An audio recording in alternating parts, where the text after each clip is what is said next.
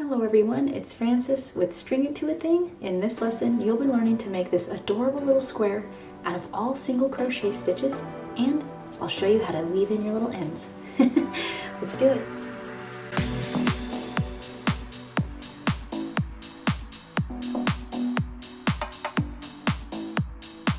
Welcome back, crochet friends. Thank you so much for joining me for this super quick class. All you'll need for this is, again, just some nice thick yarn. Since we're just beginning right now, we're not going to concern ourselves too much with what kind of yarn with which hook, but this one is a K size. I also have this very simple 3-inch long, I was doing that because of this, tapestry needle. Okay, so this is just plastic. I got that from Hobby Lobby. And then I've got some awesome little scissors right here. Again, you can use any scissors or tools that you're comfortable with, but right now, I want us to actually make a little slip knot so we can begin our little lesson. So we're just going to make this cute little square. You can use this stitch for really anything once you start to expand in the crochet world, but you can simply make a pot holder or even a cute little square ornament for whatever you want, your first little crochet square. Okay, so that's going to be one heck of an accomplishment. So in our last lesson, we actually learned to do this single crochet stitch, and then we fastened off. Okay, so we have these two little tails hanging around. We're also going to learn how to tuck those away as well. So let's first start again with making our little slip knot.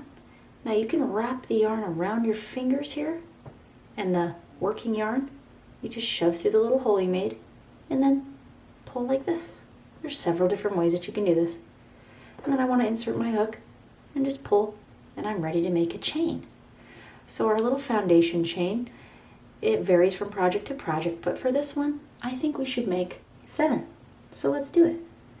I'm going to face my guy away, turn the guy back towards me with the string on the hook, and pull through. Okay, perfect, and that makes our little chain. So that's 3, 4, 5, 6, and 7. Perfect. So again, these little V's, these are our awesome little chains. So just like we learned in the last lesson, let's go ahead and insert our hook in the second chain from the hook. So this one, we're not going to count that because that, if I went through this one, I would just be undoing what I am. Okay, so that's why I have this loop on my hook, is because of that chain. So I am actually going to insert second chain from the hook. And I'm going to wrap the yarn around the hook, pull through 1, and now I have 2 loops on my hook. I'm going to yarn over and pull through both loops. That's our first single crochet stitch. And I'm going to do that for the rest of the top of the chains right here, this little loop right here. So again, we have that big opening. That's not the one, it's the one next to it. So again, insert, pull up the loop. Now I have 2 loops, yarn over, pull through both loops. And then you have your second crochet stitch right there, single crochet. Here we go. Let's go to the next one. And your project might be kind of floppy, and this kind of might look a little funny, but as you continue, it actually starts to take shape. Okay, so I'm going in this one. Yarn over, pull through 1, yarn over, pull through 2. Easy.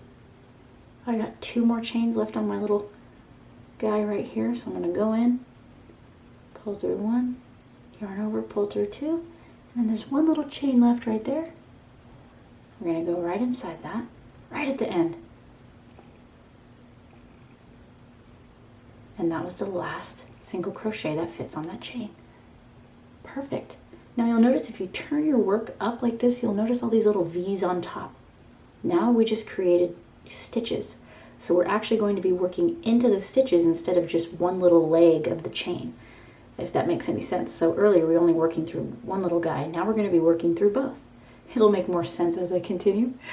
So from this position, let's chain 1. And then we can turn our work by just flipping this way. Some people want to flip it the other way. You could turn it this way too, if you want.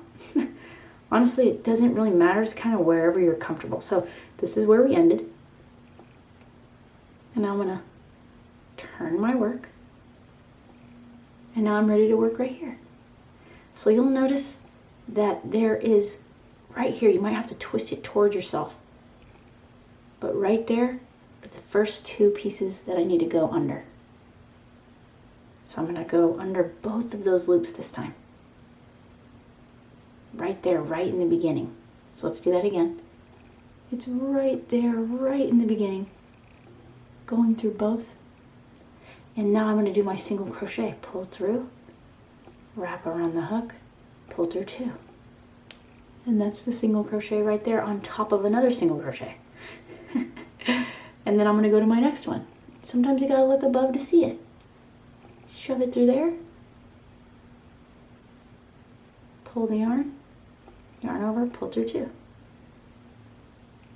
Okay, you guessed it. We're going right inside here.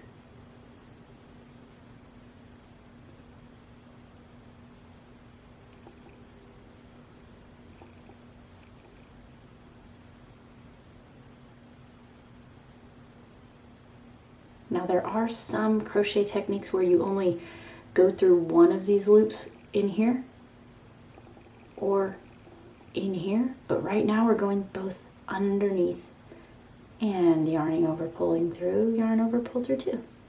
Now that last little stitch is probably going to look a little funny because it kind of gets hidden, so we might have to really look for it, and it's kind of off to the side right there. Gotta go through both of them. Again, pull through a loop. Now I have two loops on my hook. Pull through two, yarn over, pull through two. See? Perfect. Now I'm in the same position as last time. At the end of the row, so I have to yarn over and make a chain. Turn my work again. And then I'm going to repeat. And I can go as long as I want. Okay? So that opening right there, that first opening right next to all these little tangles right here, I'm going to insert my hook, making sure I'm under both of these little legs of the chain. I'm going to reposition myself here. Yarn over, pull up a loop. Now I have two loops on my hook. Yarn over, pull through two. And I keep going down the line until I get to the end.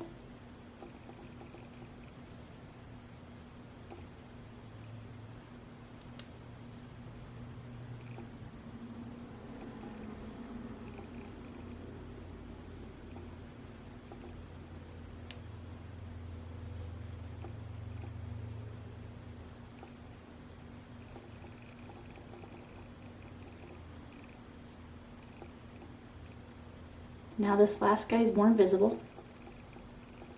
Right after you make that last single crochet, chain one, turn.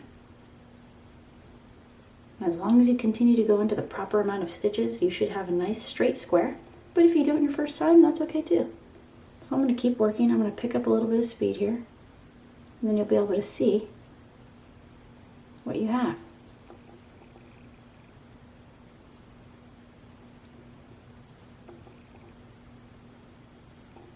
Again, when you get to the end of the row, chain one and turn. Again, if you have to turn your work this way so you can see it on the top, so you know that you're going in underneath both of those little loops, go ahead and do that. Both of the strings, rather. See, that last guy is really visible now that I'm building up my work. And I'm just going to do 6 rows until we have a square.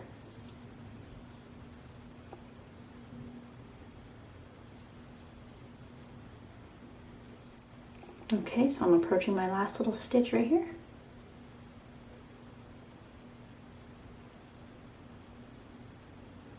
Beautiful. I'm going to fasten off now by chaining one. I'm going to set my work down so I can grab my scissors. I'm going to leave a good amount. If I cut too short, then I won't be able to tug him inside here. So I'm going to go ahead and snip that. Pull my hook off, tighten it. And then I've got my cute little square. And you can continue to build on this really as large as you'd like. And really you can make your starting chain longer so you can have a wider project, smaller, anything that you want it to be. You can customize it by your base chain and then however far you go this way. This can even turn into a cute little belt Or if you wanted to make it wider, you can make a giant scarf, although that will take you long because it is a single crochet. But in the next following lessons, I'll be teaching you how to do half double crochets, and it's going to be so much fun. So let's go ahead and get out our tapestry needle, or tapestry needle, however you'd like to say that. And I'm actually going to just stick this in my little eye of my needle right here. So once you're all strung up, I'm just going to insert this. Now there's also, word about a front and a back side. Honestly, it's really whatever side that you like. Again, you're the individual artist. You decide what side is good for you. And I'm just going to insert it, I believe, maybe on this side. So you'll notice sometimes patterns look a little bit more tight-knit on the back side. I wouldn't necessarily want to call it the wrong side because this is artwork. So I'm on the back side, and I'm just going to kind of fish my guy through, staying on the back part of this piece so it doesn't show up on the other side. Wherever I think makes sense. Nothing too crazy. Lace him through. Sometimes you might have to actually manually get that going like this. Bunch your piece up like that, and then you get your piece. Snip it off carefully, not to cut into any of your crocheting that you did. And then you repeat that with this one. Again, working on the back side. Just kind of place him in any little area that you think is best.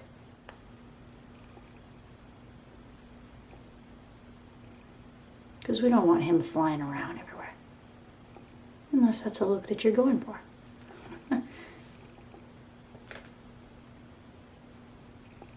Cute. And that is an adorable little single crochet square that you made. You could have even left that little string and made it into like a place to attach, to a Christmas tree, or, as your first single crochet square.